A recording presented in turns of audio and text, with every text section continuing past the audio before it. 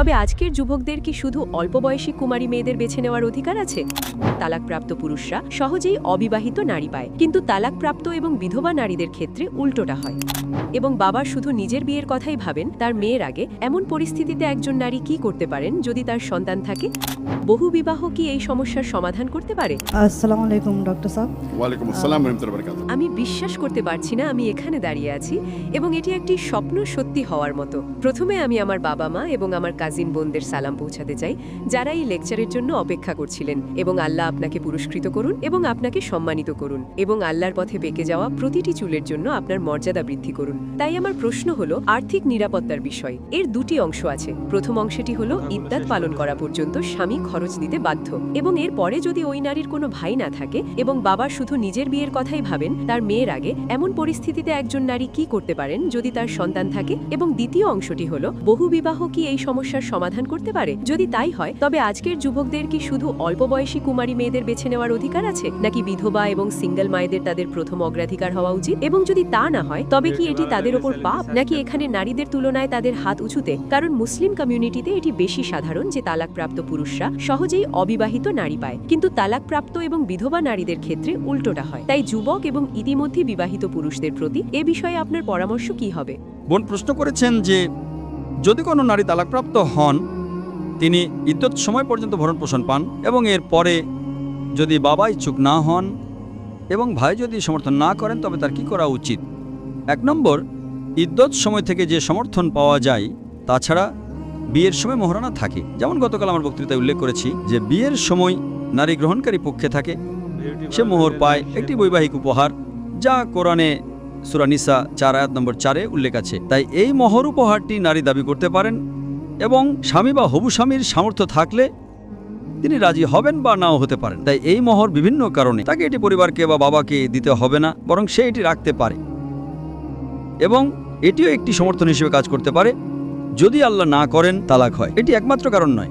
তাই একবার তালাক হয়ে গেলে আপনার কাছে আপনার মোহরের পরিমাণ আছে, এবং বিয়ে না হওয়া পর্যন্ত সমর্থন। তালাক হওয়ার পর তার কি কি বিকল্প আছে? এবং আমি আপনার প্রশ্নের দ্বিতীয় অংশটি যুক্ত করছি যে একজন পুরুষ যদি চায় একাধিক স্ত্রী গ্রহণ করতে পারে, কিন্তু একজন নারী তালাকপ্রাপ্ত হলে তার আবার স্বামী পাওয়ার সম্ভাবনা কম থাকে। এটি সমাজের উপর নির্ভর করে বোন, প্রতিটি সমাজ ভিন্ন। তাই সেই কারণে সেরা হলো দেখা যাতে তালাক না হয়, যদিও তালাক অনুমোদিত। যেমন আমাদের প্রিয় নবী বলেছেন, আলেমদের মধ্যে মতভেদ আছে হাদিসটি সহি কিনা। কেউ কেউ বলেন সহি, কেউ কেউ বলেন অনুমোদিত বিষয়গুলোর মধ্যে আল্লাহর কাছে সবচেয়ে ঘৃণ্য বিষয় হলো তালাক। এটি আবু দাউদের হাদিস, কিন্তু মুহাদ্দিসরা এটি সহি নাকি জয়ীফ তা নিয়ে দ্বিমত পোষণ করেন। তাই সেই কারণে যতটা সম্ভব আমাদের বিয়ে ভাঙা উচিত নয়।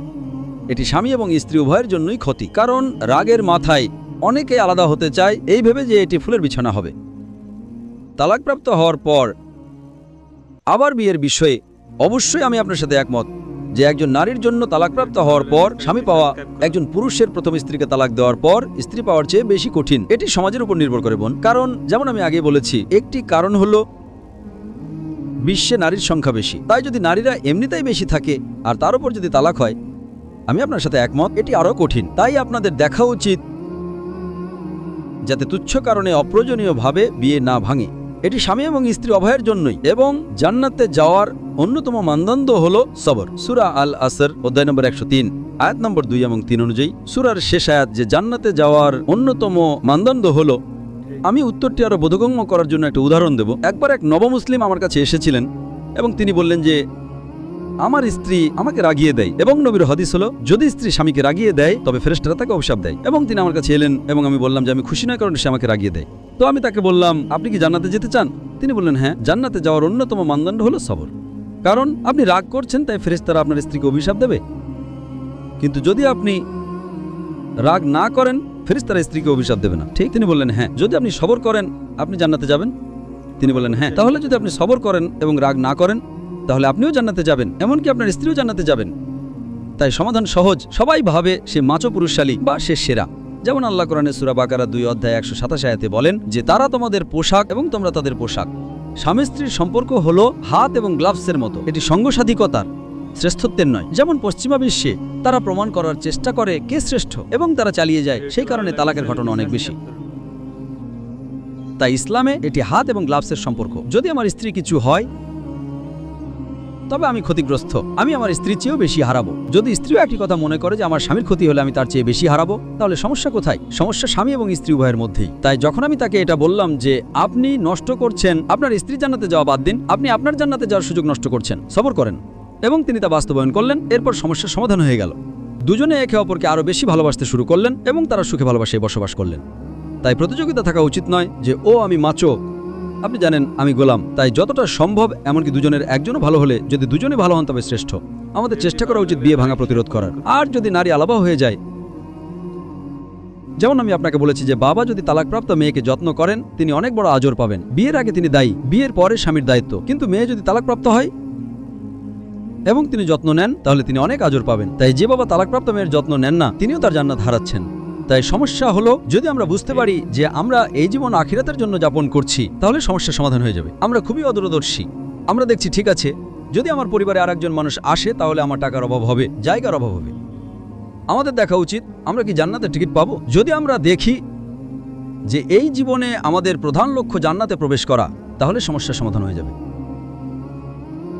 সব সময়, প্রতিদিন, প্রতি ঘন্টায়, প্রতি মিনিটে যদি আমরা ভাবি যে আমি যে সময় ব্যয় করছি তা কি আমাকে জান্নাতে যেতে সাহায্য করবে, মানুষের অধিকাংশ সমস্যার সমাধান হয়ে যাবে। তাই সে কারণে আপনি যদি সামগ্রিকভাবে কোরআন বোঝেন, পরিবারের যে সমস্যাগুলো আছে, স্বামী স্ত্রী, মেয়ে এবং বাবা বা ছেলে এবং বাবার মধ্যে, এই সমস্যাগুলোর অধিকাংশ সমাধান হয়ে যাবে যদি আপনি কোরআন বোঝেন এবং তার উপর আমল করেন। আশা করি উত্তরটা পেয়েছেন। আমরা কি ভাইদের দিক থেকে প্রশ্ন নিতে পারি? আসসালামু আলাইকুম। ওয়ালাইকুম আসসালাম ওয়া রাহমাতুল্লাহ। আপনাকে ধন্যবাদ ডক্টর, এবং আমাদের আলেমদের এই প্রচেষ্টার জন্য। আল্লাহ এটি কবুল করুন।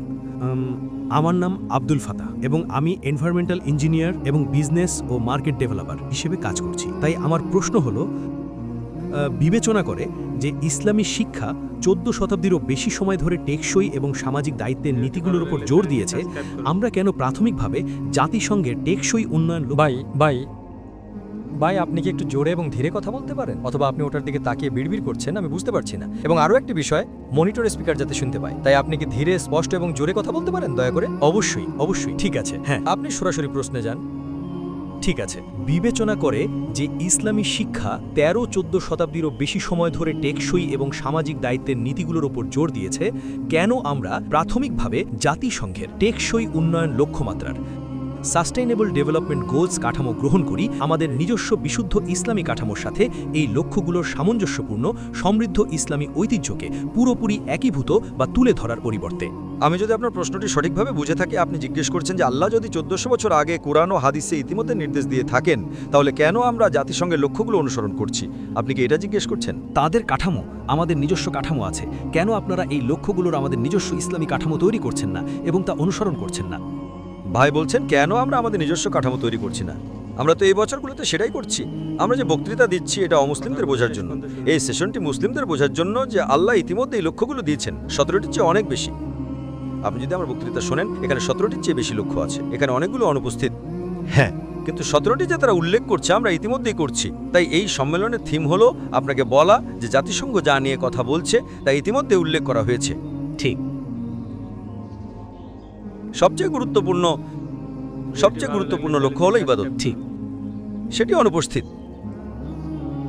কিন্তু আয়োজকরা 17টিতেই সীমাবদ্ধ থাকতে চেয়েছেন, তাই আমরা সীমাবদ্ধ থাকছি। আমি আয়োজক নই, তাই আপনি আমাকে জিজ্ঞেস করতে পারেন আর কি কি লক্ষ্য আছে। আর অনেক বেশি, হ্যাঁ, আর অনেক বেশি। ইসলামের স্তম্ভগুলো এই সব লক্ষ্যের চেয়ে অনেক শ্রেষ্ঠ। কিছু কিছু কভার করা হয়েছে। 1 নম্বর হলো তাওহীদ। 1 নম্বর, এটি আপনার জীবন ভালো করবে না পার্থিব দৃষ্টিতে, এটি আখিরাতে আপনার জীবন ভালো করবে।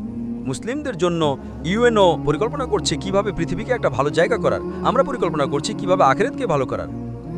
কারণ নবী বলেছেন এই পৃথিবীতে তুমি একজন মুসাফির। আমরা আয়োজকদের নির্দেশনা অনুসরণ করছি, ঠিক আছে? আয়োজক চান যে ইসলামিক সাস্টেনেবল ডেভেলপমেন্ট গোলস টেকসই উন্নয়ন লক্ষ্যমাত্রা, এটি ভুল নয়, এটি সঠিক, কিন্তু এটা সবকিছু অন্তর্ভুক্ত করে না। এটি সঠিক, আমি বলছি না এটি ভুল। তাই যদিও এটি সঠিক হয়, আমি আল্লাহর আদেশ পালন করছি। সূরা আল ইমরান অধ্যায় নম্বর 3 আয়াত নম্বর 64, এসো সেই কথায় যে আমাদেরও তোমাদের মধ্যে এক। কোনটা প্রথম? এখন আমি বলছি না আয়োজক যা করেছেন তা ভুল, ঠিক আছে? আল্লাহ বলেন এসো সামান্য কথায়। কোনটা প্রথম কথা? যে আমরা আল্লাহ ছাড়া কারো ইবাদত করি না, যা 17টি লক্ষ্যের মধ্যে নেই। এটি 17টি লক্ষ্যের মধ্যে নেই। হয়তো আমি যদি 18তম বক্তা হতাম তাহলে আমি তা বলতাম। তাই তারা যা করছে তা ভুল নয়, কিন্তু যদি আপনি সামগ্রিক দৃষ্টিভঙ্গি চান, অবশ্যই, কারণ আখিরাত ইউএনের লক্ষ্য ছিল 15 বছরে এই পৃথিবীকে ভালো জায়গা করার। একজন মুসলিমের লক্ষ্য জান্নাতে প্রবেশ করা, এবং জান্নাতকে এই দুনিয়ার সাথে তুলনা করা যায় না। এটা বিলিয়ন বা ট্রিলিয়ন গুণ ভালো, তাই আমাদের লক্ষ্য শ্রেষ্ঠ। কিন্তু অমুসলিমদের জন্য আপনি জানেন আমরা তাদের কাছাকাছি আনার চেষ্টা করছি। তাই এই থিমটি মূলত রাখা হয়েছে বিশ্বকে দেখানোর যে আপনারা এখন যে আলোচনা করছেন আমাদের প্রিয় নবী আল্লাহ সুবহানাহু ওয়া তাআলা 1400 বছর আগে উল্লেখ করেছেন। আশা করি উত্তরটা পেয়েছেন। আসসালামু আলাইকুম। ভিডিওটি ভালো লাগলে চ্যানেলটি সাবস্ক্রাইব করুন।